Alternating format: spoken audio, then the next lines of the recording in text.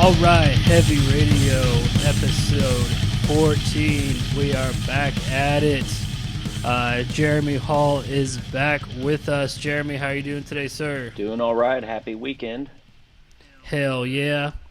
And with us for the first time, guest Patrick Carr. Patrick, how you doing, I'm sir? doing well, brother. Thanks. Thanks for having me on. Right on. Thanks for being here.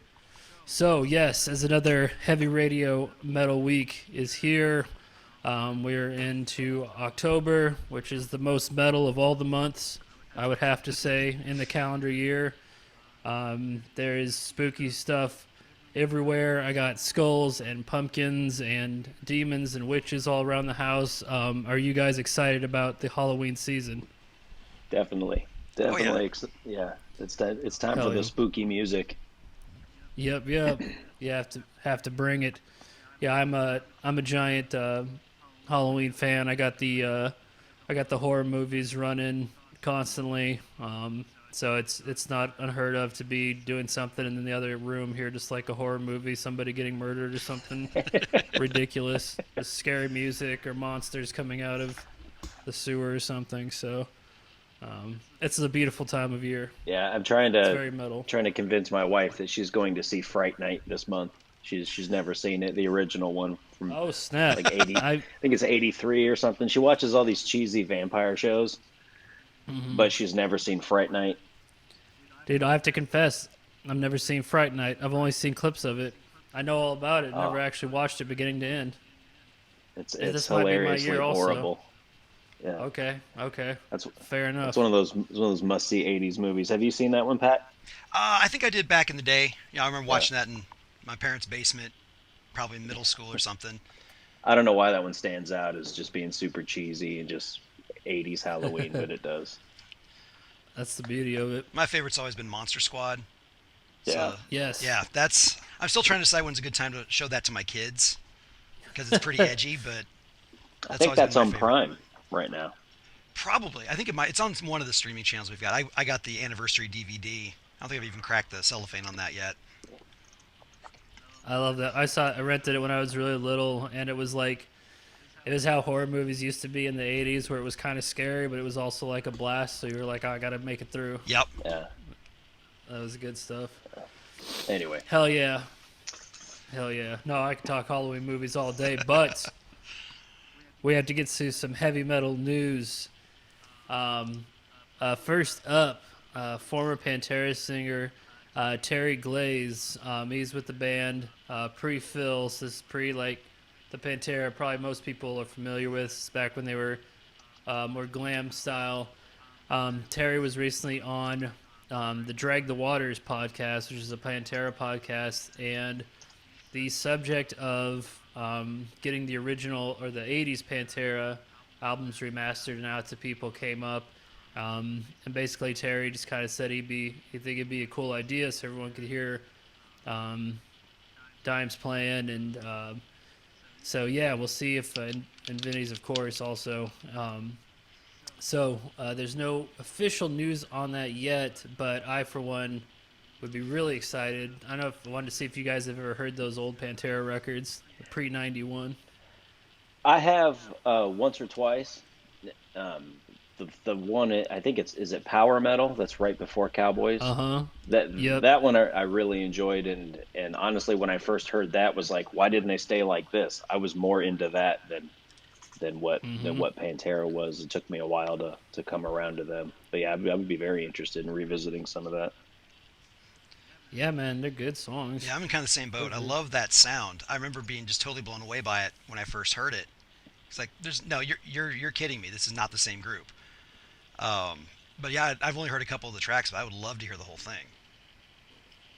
There's some really Yeah, and tasty stuff on it. totally. It's super catchy. The playing's great. And yeah, just to have a remaster, because I'm sure all of us have just heard like either cassette tapes or like CDs, or just like they haven't been. There's the tonality could be like if they just got a remaster that could really sing. So, Right? um, Yeah.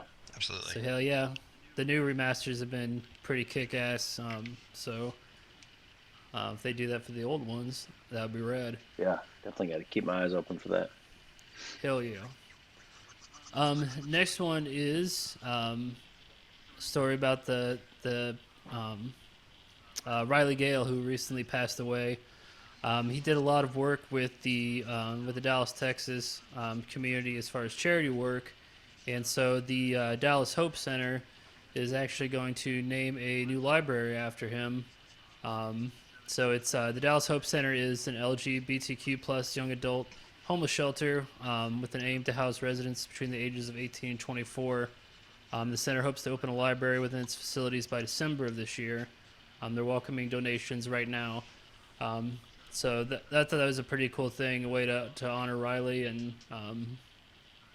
untimely passing of him. So that's pretty cool that his legacy gets to live on in that way and get to help some people in need. That's awesome.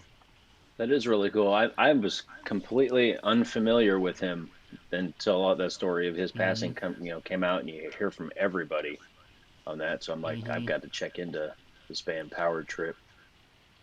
Yeah, that kind of happened to me being down here in Texas. Whenever I'd see like a Thrasher kid like skate by, he'd be like, have the denim vest and the patches, of course, and there'd be like a Power Trip patch always like prominently, and I kept seeing them, and I was like, who are these dudes? They must be something if all these dudes are rocking them. And as I looked into them, I was like, oh, okay, I get it. So, hell yeah. So I actually want to keep digging into their library some more myself, but yeah, at any rate, I thought that was a really cool way to honor his name in a good way. Nice story, some positivity. Exactly. Yes, that's why I figured we needed some happy ones in here, some positive ones. On that note, again with that, some more fun stuff. Judas Priest and Motorhead coloring books are coming our way. Yes! Oh no! Yes. The looks like it's going to be coloring books of their classic album covers. And they'll be like in coloring book form, of course. So you can go in and make your own colors for Turbo or Screaming for Vengeance, whatever you want to do. I got a Pat. 4-year-old. That's perfect. That we're finally going to get that answer of do Manalishis come in other colors besides green? Yeah. Yes. Exactly. Bingo. Here- So yeah. Here's a burnt sienna Manalishi for you. Doesn't have that same feel though. So get your if you get your colored pencils, your crayons, get the big Crayola pack, because Right. these SOBs are coming your way. That's That's great. And I'm looking at photos right now, and they look pretty badass. So this is definitely going to be a must get for metalheads out there. Oh So, yeah. I'm fun stuff. gonna color the painkiller, and then I'm gonna write my name at the bottom and put it on my refrigerator. Boom! I'd give that an A+. I'd be like, this is work. This is art now. Look what Daddy did. I painted Painkiller. So there. That's great. Now we need an Iron Maiden one. Oh yeah. Yeah. Hell yeah. No, that'd really translate. Let's see.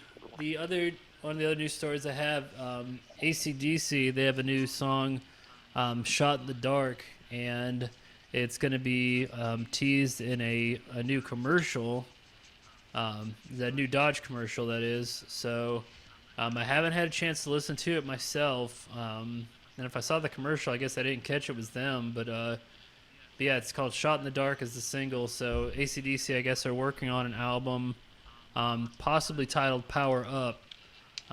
So this will be their first release in a few years here, since 2014 actually. So yeah, 6 years. So if you guys are fans of AC/DC out there, they've been through a lot of stuff recently in the past few years with health and losing bandmates and everything. So there's been a lot of changes. So I for one wasn't sure if they were going to be able to make a new record. So it's exciting to the possibility of a new AC/DC record in the future is pretty fun. Yeah. Have you guys heard? Had you guys heard this commercial or heard about this? Because I had not. I have not heard it. That's the thing with commercials nowadays. You almost have to go hunting for them, depending on where you get your channels. I'd seen some things online with that Power Up name, going down the side and the picture of the band, and Brian Johnson's never looked happier. Yeah, and that's the new photos looks like. yeah, and I think if you're going to have AC/DC go back out, that's the lineup to do it with. They got Phil Rudd. Hmm. Is it Malcolm's son that's filling in for him, In the photos I have, it's or is it in or is I apologize for not knowing the gentleman's name, but it's the cat they've had for a while playing for Malcolm. Looks like the same dude. that was another family Um, member? I thought it was another young.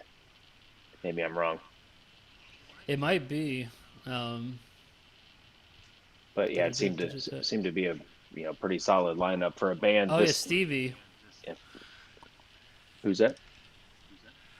That's Stevie Young. Okay, Looks like. yeah, Yeah. So yeah, you're right. My bad. for a Yeah. band Keep it in the Cool. family. that late in their Yeah. career and losing key members like that, and to be able to put together something like that, I mean, there's no shame in going out, rocking the Hmm. stages, that way. Heck yeah. Yeah, I'm excited. It's all icing on the cake for me. Yeah, I'm excited to have the band be all those cats still be in the band is exciting. yeah, So Whenever they've been around that long and they can keep doing it, it's like more power to you. yeah, yeah. It was getting it's all shaky for bonus. a bit, with as interesting as having Axl Rose front ACDC was. It's like I'm not real sure about this. Yeah. Yet Yeah, this kind of feels like split the ACDC. fans.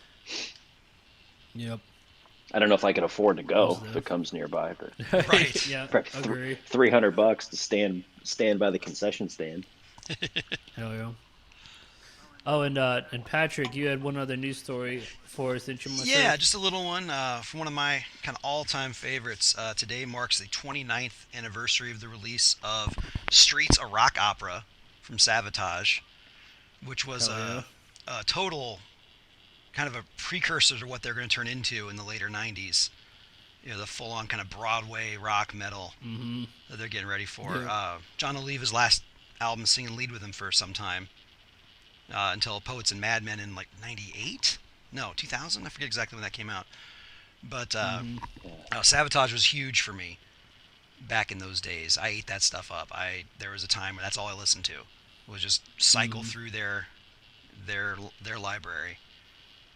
Hell yeah. Yeah, it was Mark that actually got me into them. He'd be listening to them in the car and just constantly, and yeah, I would get in the car with him, be driving somewhere. And I was like, "Who are these cats?" And he's like, "Oh, you gotta check them out." So, um, yeah, such a unique band. I still don't know of a band that has that vibe and that tone and songwriting. They just you hear them, you know exactly who it is the second they come on. Yep, exactly. Super awesome band. Yeah, Well, hell yeah. I think I found Sabotage about the same time Pat did. Mhm. It was Gutter Ballet, the Yep. video, and Headbangers There Ball, you go. and Hell that yeah. would show up every time. And but that they stood out as being something different and totally different Mhm. sound, and but still accessible. It wasn't some like super progressive, uh, I don't know, nerdy, complicated Yeah, thing. It still grooved. So I yeah. took to them They right know away. when to use it. Definitely, Totally. great album. Hell yeah. Hell yeah. Well, Patrick, I will welcome to the show again. Thank you. I will. I'm going to ask you a couple questions as we do all of our new guests, just to get to know you. So what got you into metal? Who are some of your favorite bands? And yeah, just what got you into music and all that jazz. Well, my fellow guest Jer is the reason I'm into heavy music. He turned me on to this stuff. I'd say probably starting about ninth grade. He was trying to poison my brain with all that kind of stuff. Because my first experience with the heavy music was not a positive one.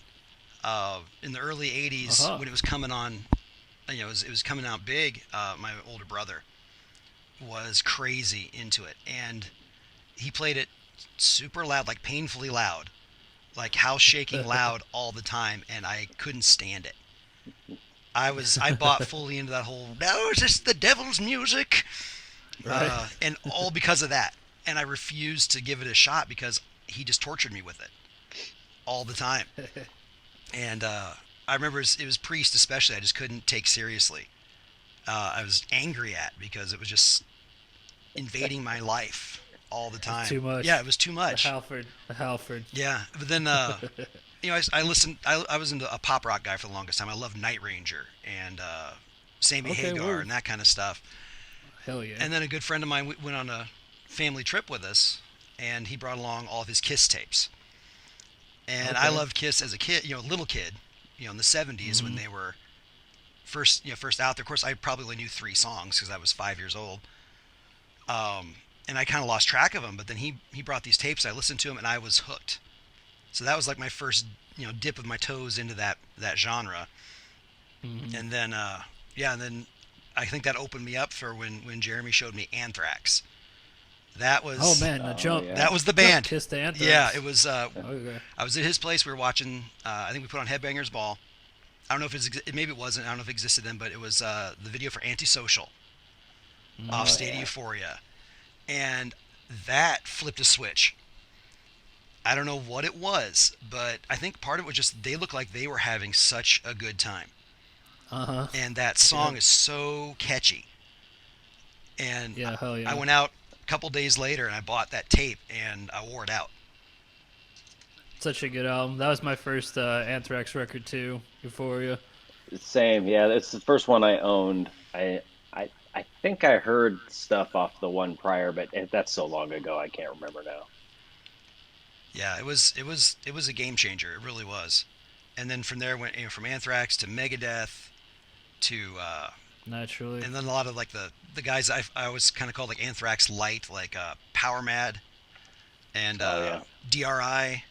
Jeremy had all that stuff, and he would always bust off copies for me, and I would go through that, and then eventually just everything. Sabotage came along, and then metal was it.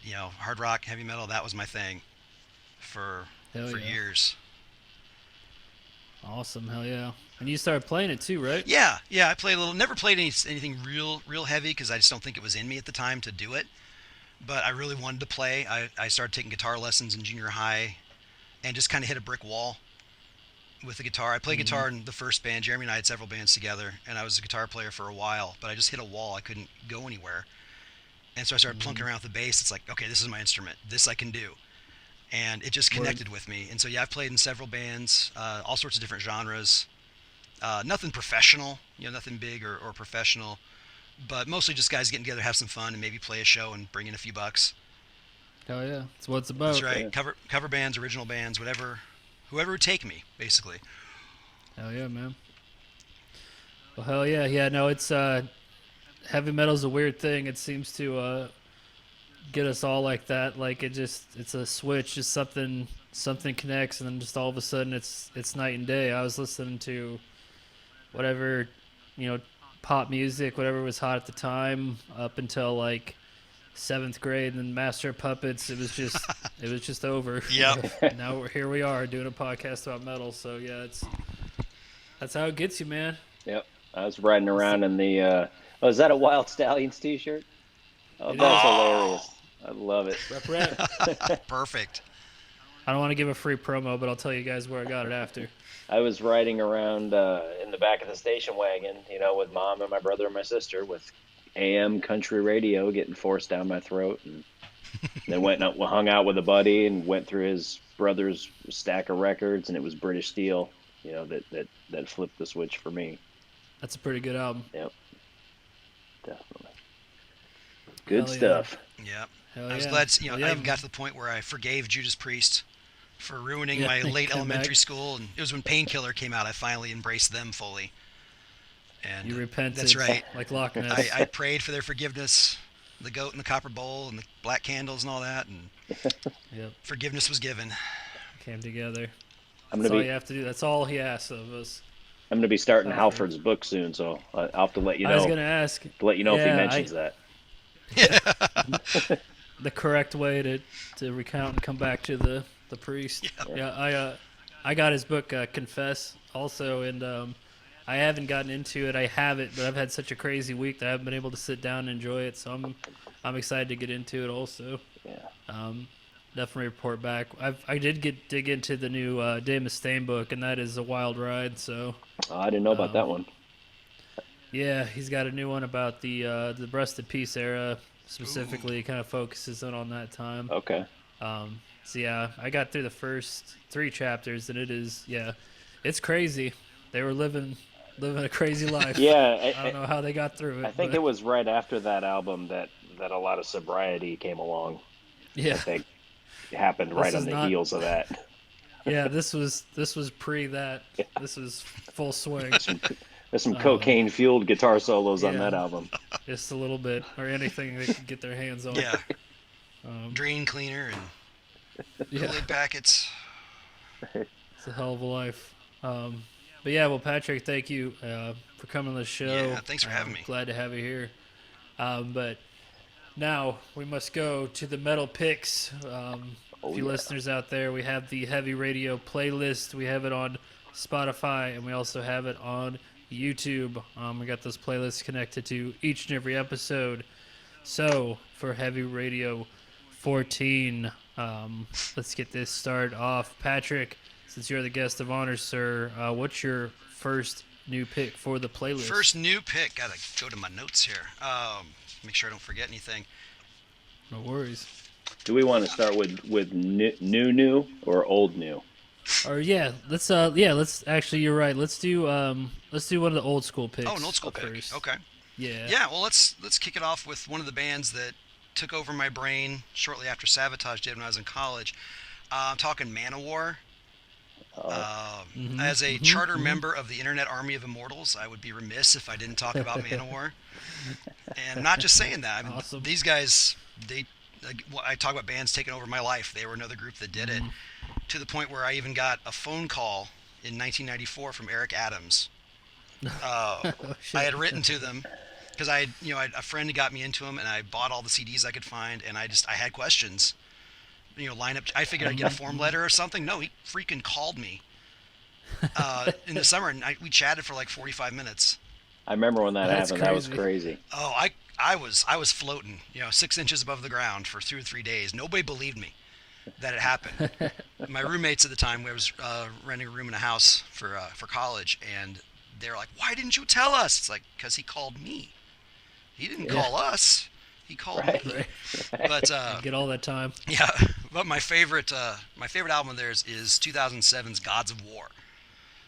Okay. Big fan of Norse mythology. I teach Norse mythology. I'm a high school English teacher, and that's my favorite course That's that I pretty teach. metal. Oh yeah. Oh, there's nothing more metal than Norse myth. That's pretty metal. And I bombard these kids with all sorts of different Norse influenced metal tunes, and I think they all hate it. But you know what? They sit there and they go through it. But remember. Have you Okay. tried any Amon Amarth? I have not. I'm gonna, you say that with a smile, but I'm gonna add that to the list anyway. Yeah. Check it out. Yeah, look them up. They're Yes. they're Norse all the way. Sweet. Oh, they're great. And look They're them up great. on YouTube. See if you can find some live stuff where their stage set looks like the front of a Viking ship. Oh, sweet. It's Yes. Build the shield wall. it's Yeah. something. Okay. I will definitely be checking that out. Yeah, But my pick, fun. my classic metal pick is Loki God of Fire off of Gods of War. Nice. That is, if people would come to me and say, what's this Manowar band? What are they like? That's what I would play them. Very cool. That is just a Yep. punishing tune. It's just the very definition of their kind of playing and their kind of music. Showcases everybody in the band super well. Even though it's technically inaccurate that Loki was the god of fire, people like to point that out. That was Logi, not Loki. But it's still, who cares? That's the teacher side. That's right. That's the teacher side. I tell the kids that, but then I follow up with I don't care, because it's the rest of it's super accurate. It's a great song, and I could care less about accuracy. I like Marvel Comics, and they totally got Norse mythology in a Right. different direction. But yeah, it's just a powerful tune. I mean, Eric Adams gets to show off his range, which that dude can still hit today. The man's in his 60s now, and he's still hitting. He's doing the Rob Still Halford. ripping. He's still hitting those high notes and those growls. Yeah, it's the definitive Manowar tune in my book. I'm gonna crank Oh, that yeah. one up. You sold me. Yes. Sold. Oh yeah, Jeremy. Off to you, sir. What is your first old school pick? Well, I for the called an week. audible at the very beginning of this when we started talking about Okay. Halloween, and I don't know how I All right. didn't think of this, but I'm gonna go with Trick or Treat by Fastway. Oh, Oh shit. And I'm probably gonna end up on eBay buying that movie on DVD, probably before lunch. Um, Oh, but yeah, 'tis the he's on a season. mission now. Yeah, I'm looking at the album artwork on my screen right now. The jack o' lantern with the fire and the dude holding the guitar on it, and it's that song "Trick or Treat's" 2 minutes and 47 seconds long. It's like rock and roll all night. yep. It's just fist pumping. It's perfect. I love the Hell yeah. riffs. So yeah, Hell yeah. some old fast way. That's good. It's seasonal. Yep. It's in the theme.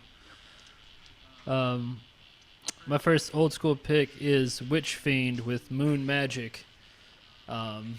It's a deep cut. I found this band on a metal playlist. I hadn't heard Witch Fiend before until I heard this song, and just totally like turned my head. I was like, what the hell is this stuff? So super catchy, new wave of British heavy metal That's what I like to vibe. hear. Yeah. Yeah, it's very old school, very catchy. Yeah, if you're into like the Diamond Head era vibe, that's what Witch Fiend's bringing. So yeah, if you haven't listened to Moon Magic, check that one out. It's always gets stuck in my head constantly. I'll just be doing something completely random, and I'll just be like, oh yeah, Moon Magic's a good song. Cool. So Sweet. I'm so grateful for that one out. YouTube for being able to, or in Yeah. Spotify being able to find this stuff that people talk about. yep, Yeah. that's about the only way you can find some of these cats. Yep. And that's a great Oh, yeah. segue to where you can find the playlist, Boom. right? Heavy Radio YouTube. We're on there. Yeah, each play the playlist added to each episode. So you definitely be able to find these Yeah. heavy tracks. So on Spotify, yeah, follow it, and then it'll always be updated. It keeps growing, Yep. even while you're sleeping. And it's got that dope blue artwork, that variation on the logo. Yep. Mm-hmm. Until the solar flare yeah. comes and erases it, this is Yep. where you can find the playlist. That's all we're doing. Just toss as much as we can into the database before the dinosaurs come back and have to find these things again. Cycle. That's a historically accurate comment. It is. You can use this in class. Dinosaurs will save us. Patrick, what is your next old school? All pick? right. Well, I had to go back to the band that started it all for me. But as I said, big Kiss fan. Have always been a big Kiss fan. But I'll admit I'm kind of getting tired of the standards. If I never hear Detroit Rock City again, I'll live a happy life. As Yeah. much as I love it, so I wanted to do something little less known. And I was looking at two albums that people crap on all the time. Of course, Music from the Elder, which I love, and I'm one of like the 10 Kiss fans that does. But I decided to go with 1998's Carnival of Souls, the final sessions, Oh, and the opening track, Hate. that song's heavy. Oh, I kind of called it Unholy Mark II the first time I heard it, because it's kicking off the album, and yeah, it shows that Kiss, if they wanted to be a heavy band, they could do it. I mean, just a riff from hell, and Gene just That's right. murdering his voice to get those vocals out. And a lot of people crap on that record for it being, they're trying to go grunge and stuff. It's like, they always kind of followed the trends. Yeah. Whatever was big, they delved into disco and glam, and they tried a little bit of everything. And it was kind of like, hey guys, you sound good. Now step back and let us show you how it's done. And while there's, like most Kiss albums, there's a bunch of filler on that whole CD. This tune is just a monster. Yeah. And yeah, heavy as all get out. I love That's that one. great. I love Kiss, and I've never heard that song. I love the song Unholy though. So when you said it's like that, I'm like, all right, Yeah, very I'll have to dig into it. thematically, tonally, it's very similar in that regard. That's right. And yeah, Unholy, I almost went with Unholy, but it's like, that's one more people know. So I decided to find something a little more obscure. No, I'm glad you picked that one because I've never dug into that record. It's one I always kind of see. I'm like, man, one day I'll go listen to it, but now I'm gonna have to. Yeah, I remember it was supposed to come out like in 94, 95. Yeah, But we were waiting for it forever. yeah, And quite honestly, when it finally came out, I didn't care about Kiss anymore. But I've gone back to them since, and I've probably listened to that one very little. But I remember that song. I'm gonna go back and crank that one up. Bruce Kulick too. Underrated. Holy Oh cow. yeah. Yeah, great guitar player. Yeah, I remember I got it on a bootleg from a guy in Europe in '95, and I was like, "When are you gonna release this?" And then they dropped it in the shadow of Psycho Circus, which was I felt a real letdown. Yeah. You know, out of the two that came out that same year, this one blew it out of the water. But that's just me. Yeah. No, it's Good true. song. My next old one, going back to '84 to Twisted Sister's "Stay Hungry" album to Nice. "Burn in Hell." If you Yeah. remember that one, that song always stuck out. It's like, oh, speaking of spooky music, um, you got MTV and the "We're Not Gonna Take It" and the "I Wanna Rocks" and the the crazy videos and the bright colors, and then you put on the record, and between "Burn in Hell" and "Captain Howdy," it's like, I, I got to turn this down. My parents are gonna hear this. This is weird. But I was, Is the floor gonna start getting hot? yeah, This will be always going in thought, the bonfire with my D&D books. That's not good. yeah, just always loved that song. That's another one that you just can't play it loud enough. It's so heavy. Burn in Yeah, Hell. that song just gets me friggin' amped up. Like if I'm tired or I gotta get woke up for something, I just put that on in my headphones full blast. I'm ready for anything. Yeah, just run through a It's just like wall. jump through. Yep, run through it like Hulk. Just ready to flip cars. Yep. Whatever's needed. Yep. It's like let's go, D. Snyder. Let's fuck shit up. As Joey Diaz would say, you walk out of the house ready to stab a motherfucker. Yep, They just get you that's the amped. vibe. That's what fuels us. If that's what you need, Twisted Sisters got you. My next old school pick is from the band Riot, and this is "Flight of the Warrior." Super catchy song. It's from the mid to late '80s, so it's more the smoother production. Compared to their earlier stuff, it's just super. Another song just gets caught in my head all the time. Kind of I guess it's a Maiden-y vibe. I don't know if you guys hadn't listened to Riot before. I have They're not. ones that I've kind of started listening to more recently. Yeah, they were from back in the day, but I just never really got on my radar. But this song, "Flight of the Warrior," is definitely one of their standouts and super catchy. So definitely go back and check that one. Take it for a spin. Yeah, they're actually I had heard of them, and I'm sure I've heard them from time to time as I wanted to look them up. They're now known as Riot Five, or the Roman numeral, the V for five, formerly known as Riot snap. until 2012. So there must have been a The rebrand. yeah, Legal or rebrand. someone's, who knows. I didn't read the whole thing. I'm sure there's a reason that they had to change it, but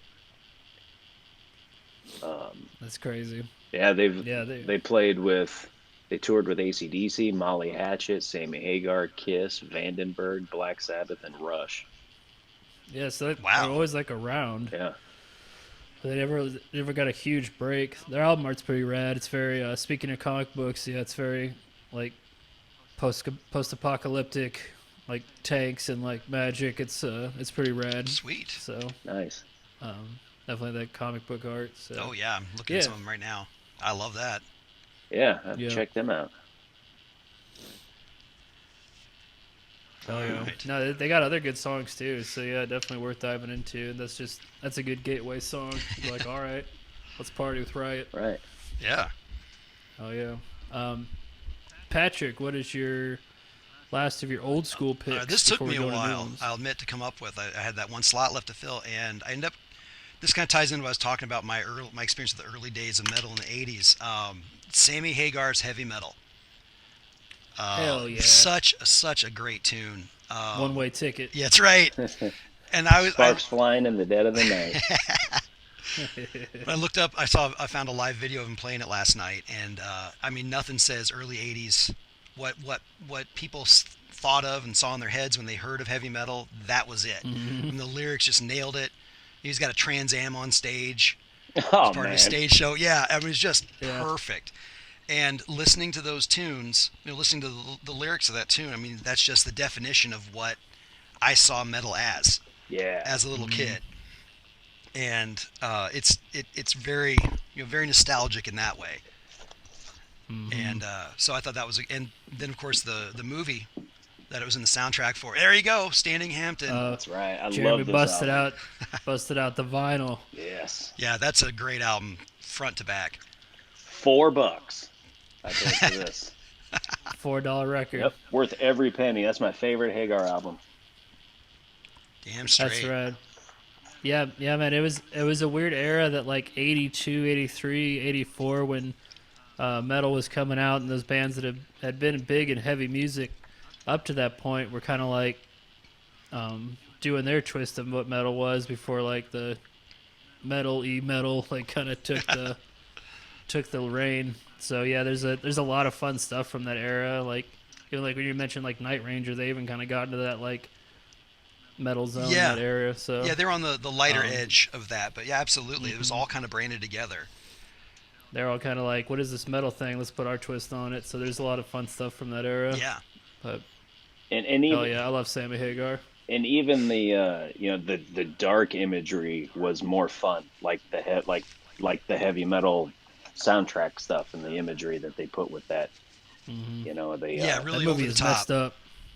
yeah, but it was still fun. It didn't start getting its teeth and its really doomy looking art and stuff until later. You know, like when the thrash stuff came along and the Yeah, that kind of thing. So just the visuals of it, it was a different time. yeah, it's the pre-rotting corpses, vomiting maggots imagery that we started getting in the late '80s. Absolutely. The corpse paint hadn't come along yet. You Yeah. know? It's like maybe it didn't take itself quite as seriously. Yeah, that's a good way to You go put it. full evil. Yeah, it was just a different look. Oh yeah.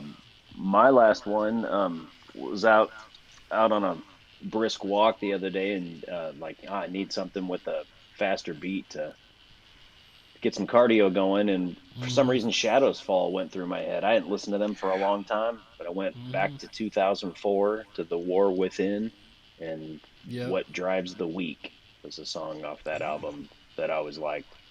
Tons of riffs.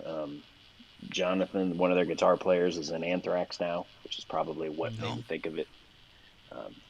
He's their lead guitar player, and I really dug these guys. I liked their heavy vocals, not as heavy vocal sort of dynamic coming from one person, and just awesome riffs. It was a good time in music, and I enjoyed that era.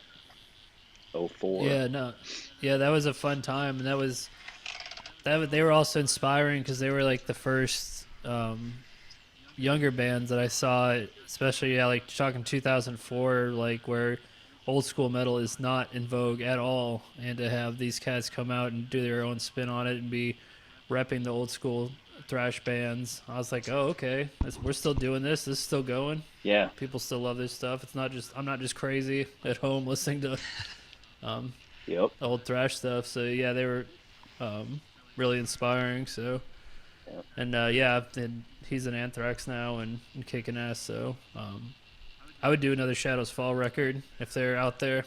Yeah. I would take another Shadows Fall record. Yeah. According to Wikipedia, they are on hiatus. Yep. I don't know how That accurate sounds that about is, right. but Yeah. They're out there somewhere. If we can put out the mental powers, the Shadows Fall. If you can hear this, yep. I would totally dig a new record. Maybe Anthrax can take a break and we can get a new SOD album. There we go. Oh shit! same Don't time. even say it. Don't even say it. Give everybody time. Yeah. Hell yeah. They need to put their last one out. I can't find the second SOD record anywhere. Like only on YouTube is the only place I can find it. It's a tough one to nail down. I had the Good-ass CD for record. that back in the day. Yeah. Bigger Than the Devil. Was that? Mhm. Yeah. Oh yeah, I remember that. Yep. I love their Yeah, titles. Great title. Oh man. Talk about a song makes you want to jump through walls and break windows. That song, Bigger Than the Devil, man, that just gets you amped up. Music to I break have to go stuff walk by. it off. Yeah, you gotta walk that song off after you hear it. You gotta calm down before you interact with people. Get in trouble. Start messing around. Speaking of rowdy songs, rowdy bands, Pantera, Revolution Is My Name. Their producer from their first albums, everything before Reinventing the Steel. He jumped on Reinventing the Steel and got the masters, and so the remaster is coming out. They put a few songs that he did. They're all done now, and the sound is night and day from the original release of Reinventing the Steel. So I'm super excited. I'm a giant Pantera fan, so to hear um, these songs that were super influential. That album came out in 2000, and we talked about it before on the show, but like albums that um, really just cement like, oh, I'm a metalhead. Like this is me. Like when that Pantera record came out, I was like, oh, this is gonna be me for life, huh? And that to hear it new, it's like hearing it for the first time, kind of in some way. So you can hear like little things you didn't quite hear before when you get those remasters. Like, oh, I didn't know he was doing this on the drums, or I didn't hear this little bass lick right before the solo, things like that. So that's really fun. So I'm looking forward to the full remaster that should be coming out pretty soon here. Yeah, there's a lot of Pantera stuff coming out. It's a good time to revisit that band if you haven't in a while, or discover them, which is kind of how I feel like I need to. I mean, I always put in Vulgar Display of Power and listen to a few tracks off that. Then usually then I'm on to something different. Yeah, that's where I stopped with them, was Vulgar. I didn't go any farther with that. They've definitely got some stuff worth looking into. I'm uneducated on a lot of Pantera. Yeah, no, it's fun. It's fun to dive into, and yeah, it's one of those you kind of chip away at and just like listen here and there. And but yeah, I'm full fledged Pantera fan, and just it's just fun to hear this record again. Yeah. So little bittersweet, as all new Pantera releases are, but in a good, Right. it's fun to hear it again. So we have reached some new tracks, some new blood for the sacrifice on this holy day, this beautiful Sunday in October. Sorry, listen, I'm a normal person, I promise. So, Patrick, what is your first new pick for the week? All right, my new picks, I'll admit, I don't know if they quite live up to the lead-in you just gave. They're not as heavy as all that, but I'm a big fan of supergroups, and this year we got a new one with Black Swan, and their first single, "Shake the World." Who's in that? I'm not familiar with that. Robin McCauley from McCauley Shaker Okay. Group. Powerful, shoot. underrated singer. This is a guy who should have been a much bigger star Agreed. than he is. Red Beach, Jeff Pilson, Okay. and then a drummer I'm not super familiar with, Matt Starr. But I looked him up. He's played with Mr. Big after Pat Torpey died, and he played with Ace Frehley. Oh, okay. Okay. I think he's still with Mr. Big now, but yeah, this tune, "Shake the World," they dropped it in December last year, and then the album came out in February, and I was ready. I mean, this song it's one of those that it's got a groove. I mean, all the instruments are beautifully, everybody gets a chance to show off in there without it being showy. You're not listening to Nitro, you're listening to a band that's working together. But it's got a great riff. It's got even a great message. I'm always into what's the song talking about, and it's a song about unity and coming together and supporting each other, but with just this powerful groove underneath. Unfortunately, I think it's the best song on the album. They let off with the best one. I got it when it came out, and not saying if it's bad, because it's not by any stretch of the imagination, but this song just stands on a pedestal above the rest of it. Next one. That's really cool. I'll have to dig into it. All those guys are great, and Jeff Pilson's one of my favorite bass players. Period. yeah. So I don't know how I missed this one. So thanks for turning me on to this. You bet. Yeah. I'm definitely gonna check it out. Yeah, I just stumbled across it on Facebook shortly before Christmas, and it's like I listen to it constantly. To where my son, my little boy, was like, "Daddy, turn that off. Listen to something else, Daddy." Family can't take it now. Now you're the one. Now it's come full circle. That's right. That's funny. Yeah, check that out. They're definitely worth it. See, Jeremy, what is your first new pick for the week? When I was listening to episode 11 that you guys did when Mayor Applebaum was on, he mentioned a band called Spirits of Fire, that I hadn't heard of. Uh-huh. So I went with a song by them called Temple of the Soul. Uh, this is kind of another super group. We got Tim Ripper Owens on vocals, Chris Mm-hmm. Caffery from Savatage and TSO, Trans Siberian Orchestra, Testament's bass player Steve DiGiorgio, who's been in projects with Ripper before, and then Mark Zonder, the drummer for Fate's Warning. And Oh Roy wow. Z produced it, which I didn't know. Huge Mm-hmm. Roy Z fan. Of course, you guys talked about him before. He's behind Dickinson and Halford and other things. Yeah. Um, so this is the only album they've done so far. It came out a little over a year ago, or about a year and a half ago. That's Spirits of Fire. Check it out. What a lineup. Yeah, Yeah, that's cool. That's two back to back where it's like you do with your friends when you're talking about metal bands. Like, oh, I'd make a metal band with this singer and this bass player, yeah, and this drummer Yep. and this other guitar yeah. players. Both bands sound like picks. Yep. You're building your own band. And Yeah. this one, The Chris fantasy Caffery. band. Chris Right. Caffery is the only guitar player, so you get a full dose of him. Nice. I got to meet him. He was filling in for someone in Metal Church. Their second guitar player, not Vanderhoof, the other guy. I don't remember his name. Sorry. He was ill when they came through town, and they had Chris Caffery filling in with them. And Oh they man. played at Crazy. the recently now closed Vaudeville Muse. Another news story. That's a bummer. I heard of Um, yeah. but I saw Metal Church play there, and Caffery was there. And he last place I saw him was with Trans Siberian Orchestra at the Enormo Dome, right across town. So I had a fun little chat with him, trying real hard not to make him feel bad. It's like, well, it's a little different playing here, huh? As he's asking where to find toilet paper. That part's not true, but good time. Yeah, Spirits of Fire, Chris Caffery and crew. That's cool. Yeah, I'd heard Yeah, their first single, Lightspeed Marching, and like almost anything Ripper does, there's just the jaw-dropping moment when it starts. But I haven't heard any of the other tracks, so I'll definitely check out that album. Yeah, dude can sing. yeah.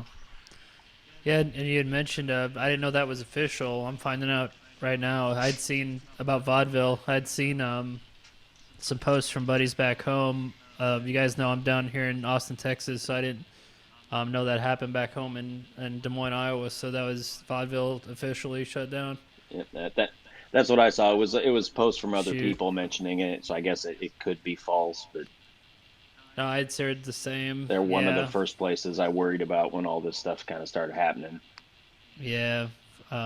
For those of you out there have been in Des Moines, yeah, that was a staple in the scene for music and a lot of fun stories. I'm sure a lot of us have a lot of fun stories from vaudeville and hanging out downtown in that area of town. So, Yep. shoot, well, we had a whole, I think another episode, we had a whole discussion about venues and small venues. So Yeah, once we things get did. back to normal, we'll all get out there and support as much as we can. So, Yep.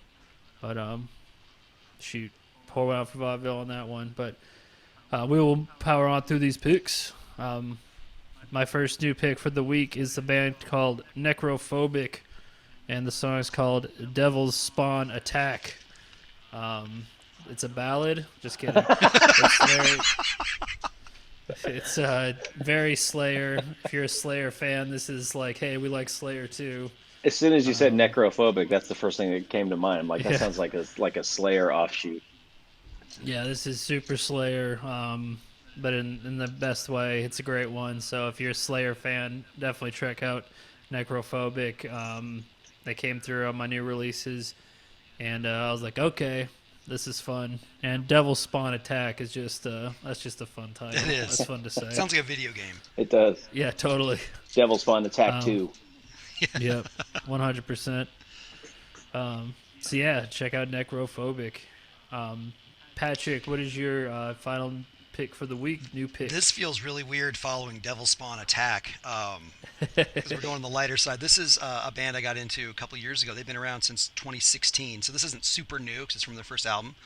A band called Gygax. Oh yes. Okay. Named for the creator of Dungeons and Dragons, well, co-creator. I don't want to get the Dave Arneson fans yelling at me, but I'm big gamer. Still am, 47 years old and still throwing dice as often as I can. Hell yeah. And so it's when I first heard him, someone described him as a Thin Lizzy tribute band who plays a lot of D&D. I mean, and Okay. you listen to these guys. I'm fine with that. Song good. First thing you're going to hear is Thin Lizzy. They've mastered that sound. And the song called Lesser Magic. It's Magic with a K. Okay. It's the opening track off their first album called Critical Hits. Okay. Good. It's great. Good. Yeah, it's just I mentioned groove talking about other songs, and these guys, if you know Thin Lizzy, you know the groove, and these guys have mastered it. The twin guitar melodies, solid vocals, solid bass carrying its own melody underneath, great drums. Yeah, they've got 3 albums out. They're all really short. Again, kind of very 70s influence there. Albums about half hour long. They're working on a 4th one. I don't know much about it yet. But they've dropped out 3 albums in 3 years, or in 4 years. So they keep a pretty brisk pace. They tend to tour around the West Coast mostly, and haven't hit it super big. But they wear that gamer influence. Every song has got some sort of Dungeons and Dragons influence to it. That's fun. But Lesser Magic, yeah, is just you couldn't find a more perfect opening track for an album to showcase what a band is about. But that whole Critical Hits album, especially, is just really solid. I'm a huge Thin Lizzy fan, so I'll definitely check them out for that. And I actually have a D&D starter kit in my closet over here. Uh-oh. I've been playing RPGs my entire life, so through osmosis I've gained some base knowledge, but I don't know how to jump into a game. And now you can't go to comic book shops right now to hang out with people. But once things get better, I fully intend to find a shop somewhere and just be like, hey, I'm new. Let's rock this shit. Let's hunt some dragons. I'm very happy to hear that. I'm that's glad to awesome. see another. I had no I'll idea. have to get into it. We might have to talk. Yeah. You might find yourself in a pyramid. Yeah, if you can play online, man, why not? Yes. I'll make my character. Where I'll were make you my last stat Thursday? Sheet. Jump in. I'm creative. It's I right. can think of some random stuff. So Right I don't have I don't have the character sheets that all looked overwhelming, even playing RPGs my whole life. But I want to. It's something. It's on my list of things to do. So yeah, I'm gonna have to bug you guys after hours. Be like, what is this? So you were about? talking to the right people here. Absolutely. All right, I'm on track. Well, that solves that. Look at that, getting things done today. It's not even Doors open. getting problems Marking solved. things off the bucket list. We're changing lives. Yeah. My last new one, I think it's me, right? Yes. Yep. Okay. It's Europe. I've been enjoying the hell out of this band. In 2012, the Night Flight Orchestra came along from Sweden, and 5 albums later, Aromantic is the latest one, and I went with the song Divinals. Oh yes. Look up the video. They do a great job with videos. And one thing I wanted to share with this band, I wouldn't call them a super group, but they've got members of Soilwork and Arch Enemy and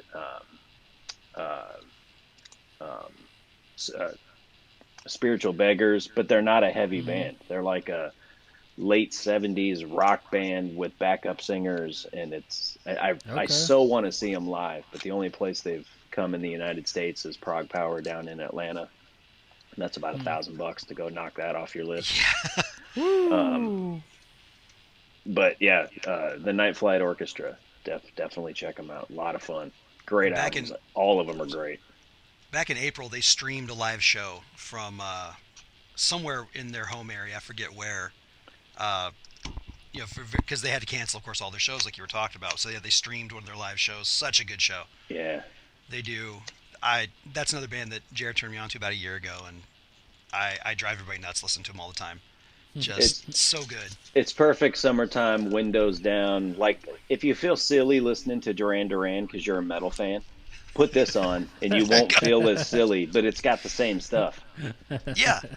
It's kind of hard to describe. I don't really know why I like it. It kind of falls into that guilty pleasure thing, but I don't feel guilty about it. It's awesome. Yeah, there's no guilty pleasures. If you dig it, you dig it. I dig it. I'll check it out. So. Hell yeah. I think we're staying in Sweden with my final pick, I believe. This is a band called Persuader, and the song is "The Curse Unbound."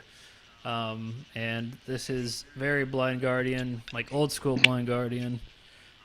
So if you're into that stuff, that's definitely a big influence for them. And Yeah. super catchy. Got the speed drumming and the huge vocals and big choruses and harmonies and just the energy level. So if you're a power metal fan, if you're a Blind Guardian fan, definitely check these guys out if you haven't. I actually just found out about them myself. But yeah, Persuader, kick-ass band, and one I'm definitely another band this week I'm gonna dive into. Got a lot of picks this week, Yeah. dudes. There's a lot of stuff to listen to now. Yeah. So hell yeah. Persuader's a great energy. You want to put something on and get something done. Yeah. It makes you want to Amps. just run down the street just beheading people. It's just yeah, it is. It is that vibe. It's high energy. We've created an energy in this room now with all these picks. There's a get up and get stuff done vibe. It's a good thing we're not a cult. Right. We're not? Won't say it on the air. Yeah. We're not supposed to say that on the show. Hell yeah. Well, Patrick, Jeremy, thank you guys so much for being a part of Heavy Radio 14. We got a lot of fun picks for the week, and like we said, we'll have those on the playlist on Spotify and YouTube. Stay tuned because your host here, Eric, might be into Dungeons and Dragons next week. So I apologize if I start talking about custom dice. So Hey, Gygax sells this might custom become a D20s reality. on their website. Just going to plug oh that no, there. here we go. Here we go. This is how it starts. And I'm planning out campaigns, and that's how it goes. Yep. Well, Yes. well, thank you guys once again, Patrick and Jeremy, for being on the show. Thanks for having me. This is a riot. I loved it. Always a Yeah, good hang. anytime, you guys. So I'm sure we'll talk to you guys again on the show. And I wish you guys a good rest of your day and rest of your week, and have a good one. Enjoy this scary, very heavy metal season in October. And for all you guys listening out there, we'll talk to you again next week. All right, see you guys. Bye.